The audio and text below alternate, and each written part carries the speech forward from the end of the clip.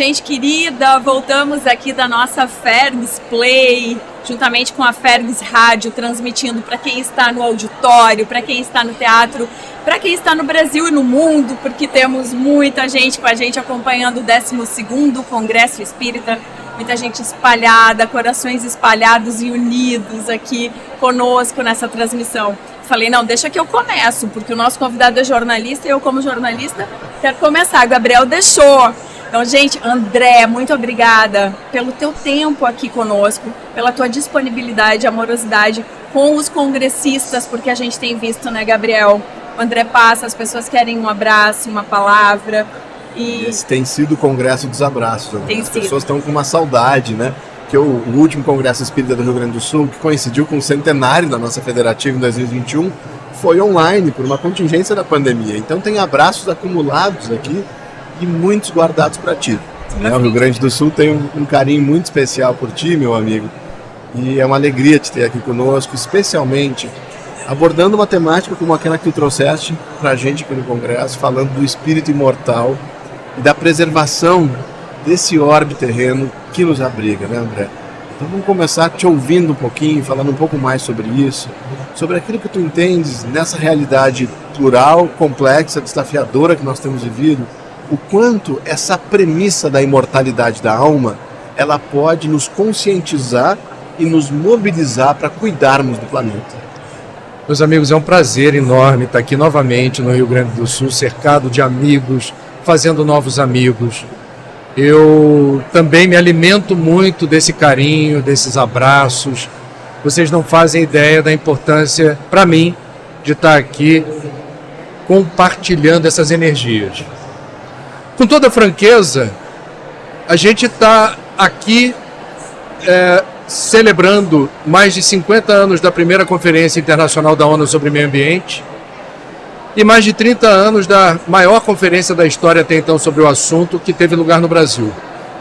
Eu confesso a você a minha perplexidade, porque eu não sei o que precisa ainda acontecer no Brasil e no mundo para a gente ter um despertar urgente da necessidade de uma nova atitude em diferentes níveis e gradientes de interferência numa realidade que tem se tornado hostil à nossa saúde, longevidade, bem-estar e resiliência.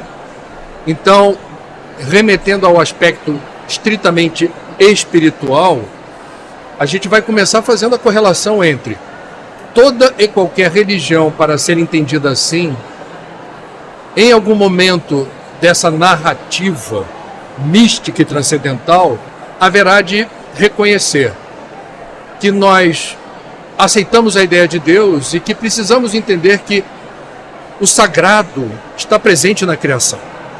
Então existe uma questão ética quando você depreda, destrói e devasta, movido principalmente pela ganância e pela cobiça, aquilo que é um patrimônio coletivo e que é absolutamente necessário, e aí vamos encaixar o espiritismo, para a melhor taxa de sucesso de cada encarnação.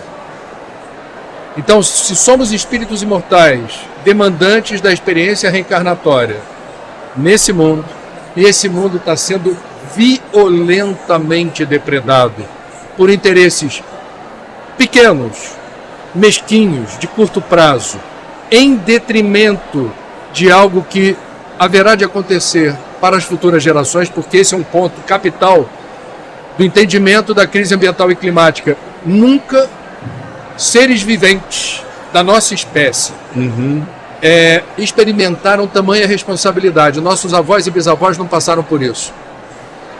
As escolhas que fizermos hoje, e não sou eu quem diz, os mais importantes cientistas e pesquisadores do sistema Terra dizem: as escolhas que fizermos nas próximas décadas, e já estamos fazendo, serão determinantes do que haverá de acontecer nos próximos séculos.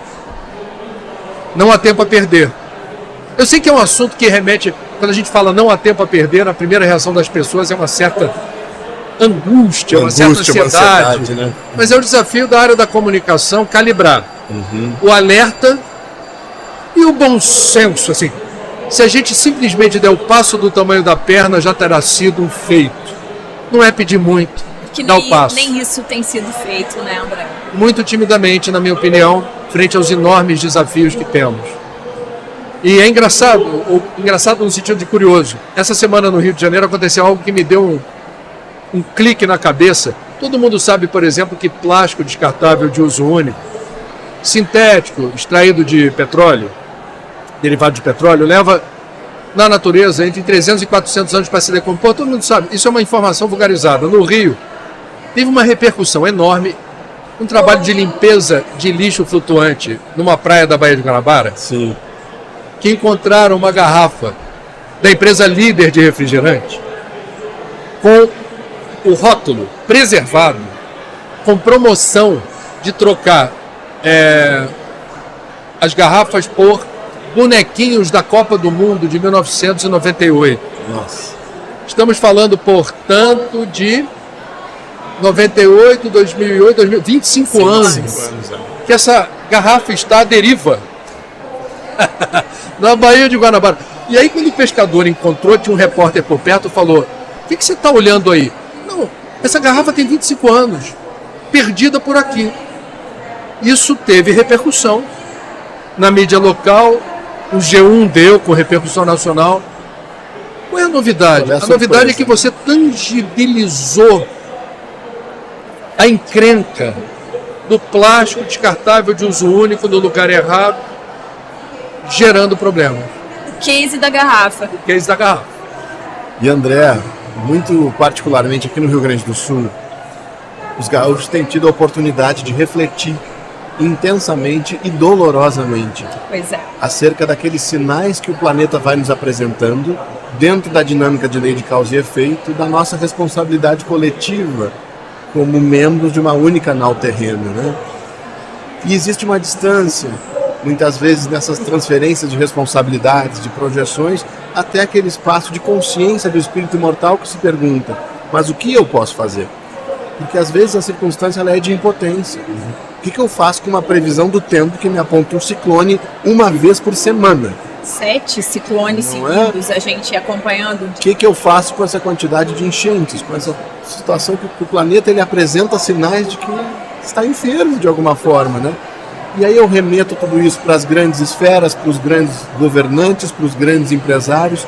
Mas e eu, aquele espírita que aspiro à condição de um homem de bem, será mesmo que eu não tenho nada a fazer? Tem. Obrigado pela pergunta. Não estava no script, eu não estou sabendo o que eles vão perguntar. Mas essa pergunta é um presente, é uma bênção. Vamos lá, vamos pegar o ano da graça de 2023.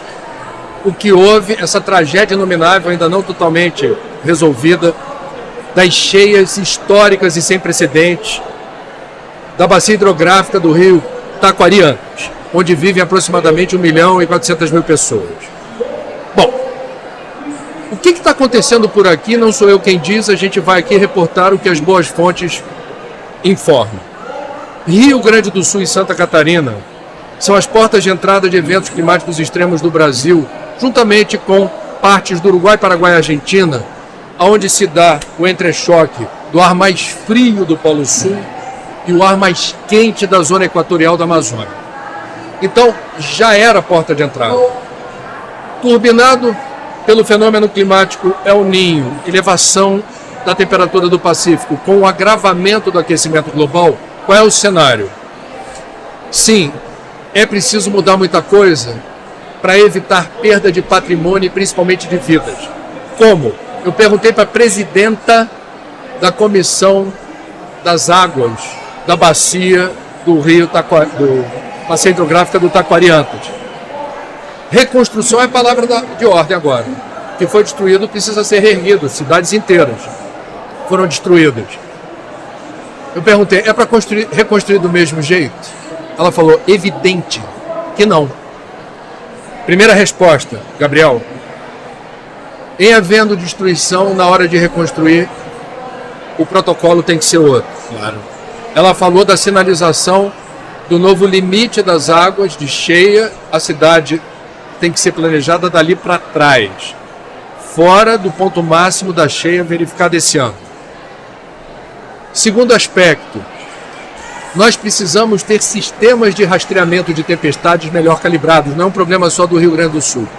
Aliás, dos 3 estados da região sul, o Rio Grande do Sul é o único que não tem um sistema próprio de previsão do tempo. Vocês contratam um escritório de São Paulo. Não é daqui, não é próprio. Não me parece uma boa ideia, é só um toque. Porque precisa ter recursos humanos e equipamentos. Radares meteorológicos, satélites. O Brasil precisa disso. Rio Grande do Sul e Santa Catarina mais pelas razões que eu expus. 2, é preciso incutir, principalmente nos produtores rurais, e o Rio Grande do Sul é um estado produtor, onde a ideia de que o seguro, eu preciso ter seguro para perdas eventuais no meu negócio. Precisa ter condições acessíveis de fechamento de contrato com seguradoras para que esses eventos extremos, se acontecerem, e vão acontecer, não determinarem prejuízos muito dolorosos e eventualmente difíceis de reverter, dependendo da idade do produtor rural. Claro. Fica pesado para ele pagar. Porque a agricultura, por exemplo, é uma atividade de risco estrito sensu. O evento climático extremo agravou o risco. Outro ponto, educação em escolas públicas ou privadas. O Saber Ambiental da Fergs faz um trabalho maravilhoso desde 2010, dentro e fora das instituições espíritas, nesse sentido. A gente está preparado para viver num mundo diferente, porque o novo normal do clima já é. Já é esse, né? Eu brinco lá na PUC, onde eu dou aula de jornalismo ambiental na graduação do curso de jornalismo, há 22 anos, 21 anos, desde 2002, nós temos, eu estou deformando o jornalista, porque a gente não pode conceber que um jornalista hoje se forme e vá para o mercado analfabeto ambiental. Ele não está apto a cumprir a sua função social. Perfeito. Agora, isso não é só para jornalistas. Isso é para todo e qualquer um. Todos nós. Então, novos conteúdos pedagógicos, grades curriculares atualizadas e no estado produtor, como o Rio Grande do Sul, a agricultura de baixo carbono, que é uma política pública que já existe, e prestar atenção na expansão da fronteira agrícola em relação aos pampas.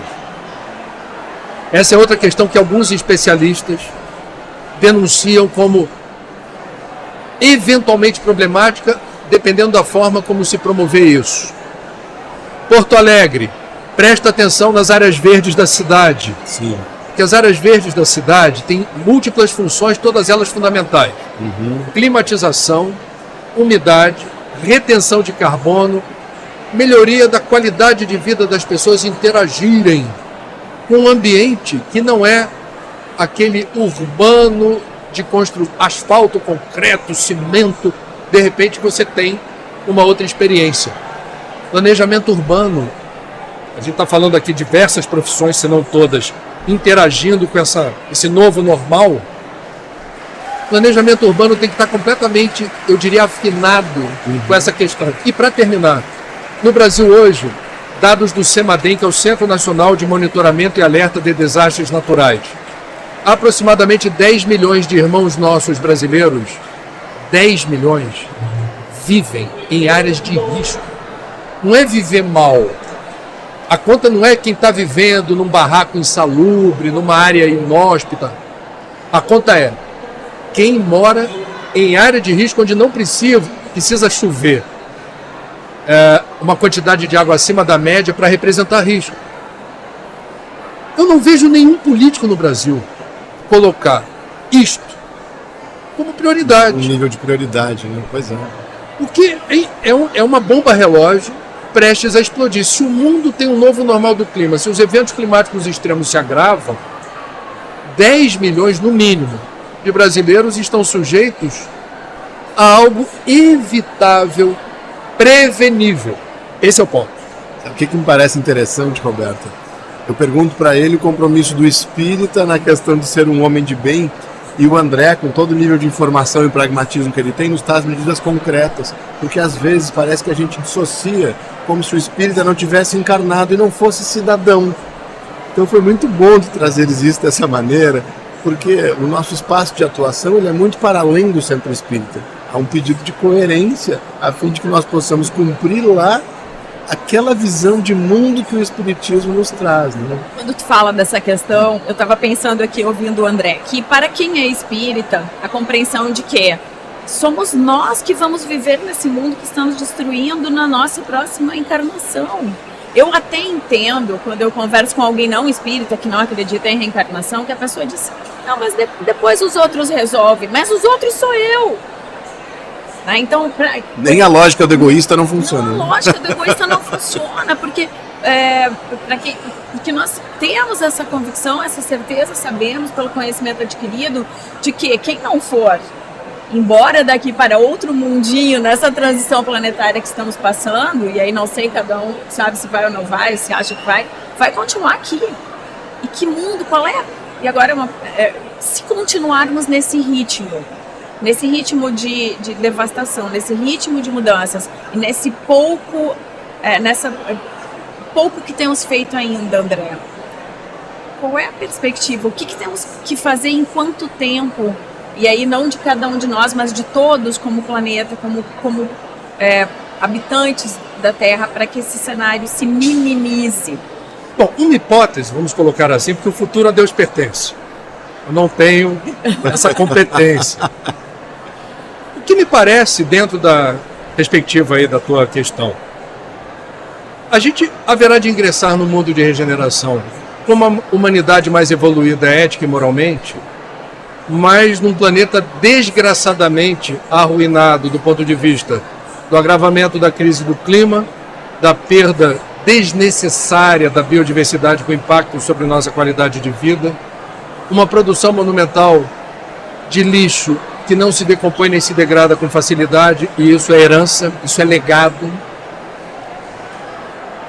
com uma dificuldade de precisar riscos em relação ao uso eventualmente abusivo de agrotóxico e a introdução de transgênicos eventualmente não suficientemente testados. Eu não sou nem contra agrotóxico, nem contra transgênico, mas eu tenho, na minha profissão, evidências de que temos o uso exacerbado de agrotóxicos no Brasil. Isso aparece na qualidade da água que se bebe, vários estudos mostrando, e temos o licenciamento irresponsável de transgênicos sem os suficientes testes nos impactos eventuais sobre o meio natural. O que é o transgênico? Uma criatura que Deus não criou. Deus não criou. E que não necessariamente não seja bem-vinda. Algumas espécies transgênicas permitem, por exemplo, uma produção de alimentos mais resiliente e regular. Mas outros inspiram cuidados. Então, a grande questão para mim se resume ao seguinte: já temos conhecimento, já temos tecnologia, já temos informação suficiente para virar o jogo. O que falta? O que falta? O que falta? Então, me parece, e aí mais uma vez, de uma forma meio precipitada e arrogante, eu vou colocar aqui uma hipótese. O Criador delega e terceiriza a responsabilidade. Quando a gente ingressa no reino nominal e ganhamos o livre-arbítrio, portanto a consciência, nós recebemos do Criador um voto de confiança. Agora tu sabe o que deves ou não deves fazer e progressivamente terás a melhor noção do que Paulo disse: tudo posso, mas nem tudo me convém. Não é possível, com toda a franqueza, eu estou em público. Não é possível. Não, estamos compartilhando os aspectos em público. A minha perplexidade, que é o que me causa, apesar da fé raciocinada que me sustenta, graças a Deus o Espiritismo, eu encontrei o Espiritismo nessa vida, eu fico perplexo porque não é possível. Assim como eu não acredito num determinismo suicida, ninguém reencarna para se matar. Não está no planejamento reencarnatório de ninguém o suicídio. Por extensão, por óbvio, para mim. O ecocídio não está na nossa programação, mas é o que estamos fazendo. Então, para mim, é um paradoxo monumental. E aí, buscando respostas, eu estou no território da investigação, não estou concluindo nada. Rio de Janeiro esse ano, o secretário municipal de Educação proibiu acesso de smartphones, celulares em sala de aula de toda a rede pública, que é a maior do Brasil, 2.500 escolas, 600 mil alunos. Exceto quando não seja, por orientação do professor, usado para alguma atividade pedagógica. Sim. E ele justificou citando o Unicef e citando a Organização Mundial da Saúde.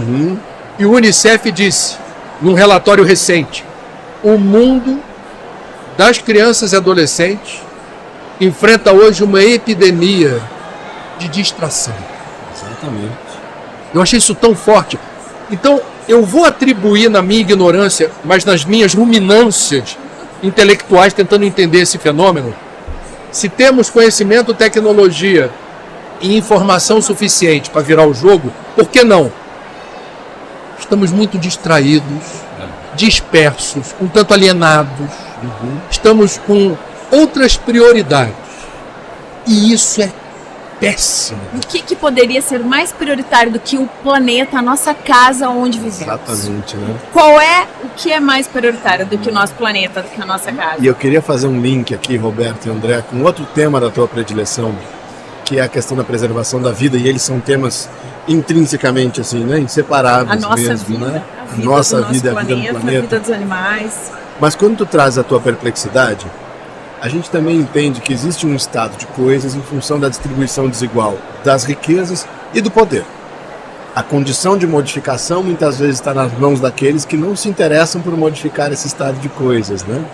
Só que ao mesmo tempo, esse modo de vida, André, que está lastreado no materialismo, no egoísmo e no orgulho, ele já tem sido apontado, aqui eu quero trazer um estudo da Universidade de Harvard sobre o florescimento humano, um estudo bastante amplo, né, e que já é também bastante conhecido, em que uma das grandes universidades do mundo chegou à conclusão de que o nosso modo de vida ao longo do último século não foi capaz de debelar as estatísticas de depressão e de suicídio. Pelo contrário. Tudo que a gente tem produzido de inteligência e de conhecimento não necessariamente se conecta com a nossa natureza íntima a ponto de nos tornar mais felizes. Então eles estão investigando de forma multidisciplinar o que faz o ser humano florescer e ser feliz, que não é necessariamente esse conjunto de passos que nós demos. Eu quero juntar tudo isso, meu amigo, num tema só, para que a gente possa compreender a correlação entre egoísmo, preservação ambiental e valorização da vida, uma vida com propósito suficiente a que nós não desistamos dela. Quanto tempo eu tenho? Agora a gente tem 8 minutos. Não, eu vou resumir, obviamente, a formulação da questão que foi muito bem feita remete a um conjunto de variáveis que eu não teria aqui a melhor condição de desdobrá-las, mas eu vou resumir no seguinte sentido. Quando a vida não tem um sentido ou um propósito, que remeta a algo transcendente, no território místico, das perguntas essenciais. Quem sou eu, de onde eu vim, para onde eu vou? Nós podemos, eu nem vou sacramentar que seja inexoravelmente uma marcha, num sentido perigoso, mas existe a possibilidade da gente caminhar numa direção que haverá de causar dor desnecessária, porque eu vou acumular bens e posses e não vou ser feliz. Eu vou seguir a cartilha dos investimentos na eterna juventude, na eterna beleza. Vou driblar a idade que eu tenho. Barriga tanquinho. Bíceps. Tríceps. Eu vou ter, portanto, a estética e o modo de vida que boa parte da humanidade se empenha vorazmente em alcançar para dizer, cheguei. Aonde? Eu cheguei num nível que eu aprendi que é sinônimo de felicidade. De sucesso. E não encontro. Então, mais uma vez, aí eu acho que o cristianismo é absolutamente moderno, contemporâneo, no sentido de mostrar que o verdadeiro tesouro não está fora, está dentro, da necessidade da gente buscar, não fora, mas dentro, respostas. E o caminho que você encontrar é o teu caminho. Pode não ser dentro do cristianismo, pode não ser dentro do espiritismo. Fez sentido, preencheu lacunas, trouxe para você um vigor muito especial de saborear a vida em outros termos, vai, segue, avança. Então, não é fácil, e o Espiritismo também é vanguardeiro nesse sentido, destruir o materialismo.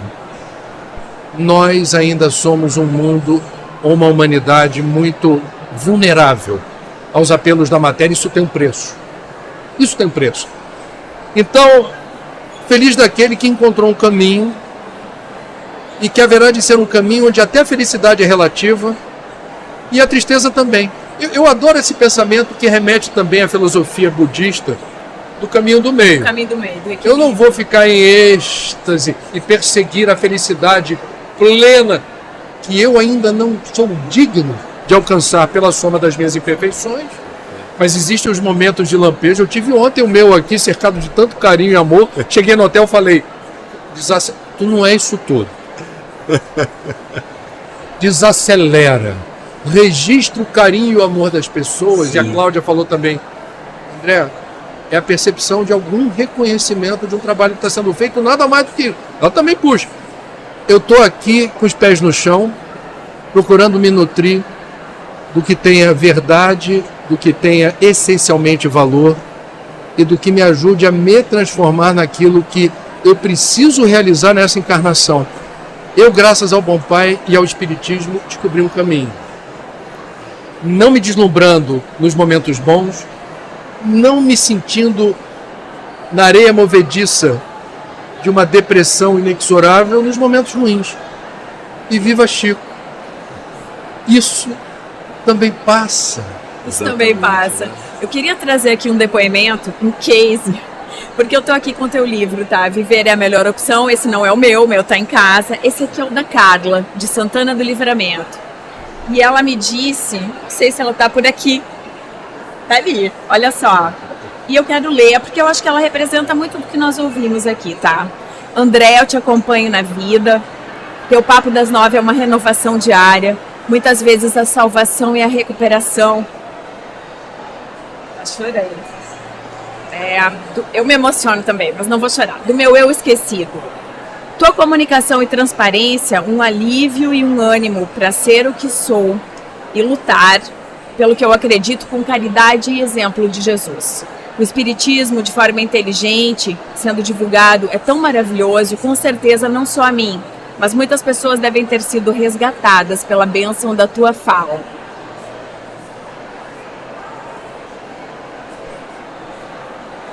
A emoção fica no ar, né, gente? Eu não poderia deixar de te dar esse recado, porque às vezes a gente passa momentos muito difíceis na vida, mas sabendo que fazemos diferença na vida das pessoas, a gente consegue levantar e seguir. Fiz questão de trazer para ti e ela tá ali nos acompanhando, muito emocionada. Carla, obrigado. Eu também vou tentar não chorar. Só dizendo a verdade sobre essa obra. Como todos os livros, é um projeto coletivo. O que me emociona no Espiritismo é o seguinte: basta que a gente tenha boa vontade, uma legião eventualmente numerosa, de espíritos que conhecem o nosso lado sombrio e menos resolvido, dizem assim: isso que você dá e que é pouco, para nós, é o suficiente diante da indigência, da indisponibilidade de tantos que poderiam fazer um trabalho muito mais qualificado, mas não estão abertos. Eu dou graças a Deus de tentar, pelo menos tentar, buscar essa sintonia, sendo eu um profissional de comunicação. Não foi fácil entrar no planeta da psiquiatria, na galáxia da suicidologia, como um alienígena, o que não é a minha formação. E o livro é um testemunho do valor do trabalho de psiquiatras, psicólogos e suicidólogos, e principalmente dessa doutrina redentora que salva tantas vidas todos os dias. Porque é a única que não estigmatiza o suicídio diante da perspectiva de uma pena eterna. Verdade. E é muito doloroso para uma mãe, um irmão, um familiar, um amigo de um suicida quando assiste uma palestra dentro de uma casa espírita e que a gente diz coisas terríveis sobre o que seja a experiência espiritual do suicídio e esquece de lembrar. Ele terá uma segunda, uma terceira, uma quarta. Quantas chances ele puder porque ele também, como nós, é filho de Deus. Todos somos. Meus amigos, essa delícia de conversa foi chegando ao final. O auditório do Congresso Espírita do Rio Grande do Sul está nos pedindo para passar de volta para eles, mas a gente quer fazer aqui um último registro, né, daquilo que foi surgindo na nossa tela mental aqui, quando conversávamos, e muito conectado com esse assunto, que é a imagem dos nossos cristãos, dos nossos irmãos que nos precederam nessa caminhada, quando o Evangelho diz que eles desciam ao circo ébrios de esperança. E o mundo inteiro estranhava aquela confiança, aquela serenidade e até aquela alegria diante das fogueiras e das feras do mundo. E a gente só pode se despedir, né? Desejando que nós saibamos ocupar as nossas posições no circo da vida. Que não sejamos mais os algozes de nós mesmos, dos nossos irmãos, nem deste orbe bendito que nos acolhe. Obrigado, André. Valeu, Roberto, pela parceria. E a gente já vai devolver para o Diogo, lá no auditório do Congresso Espírita do Rio Grande do Sul. Ganhamos 5 minutos? Não é para devolver. Ah, o que a gente faz, produção? Ok. A gente achou que tinha ganho 5 minutos de moratória com o André Trigueiro, não é isso? Ah, então tá bom, gente. Valeu. Obrigado. É para devolver, então. Agora, para parar agora, ele disse que era ok, né, gente? Tá. Muito obrigado, queridos. André, obrigada. Obrigada. Valeu, gente.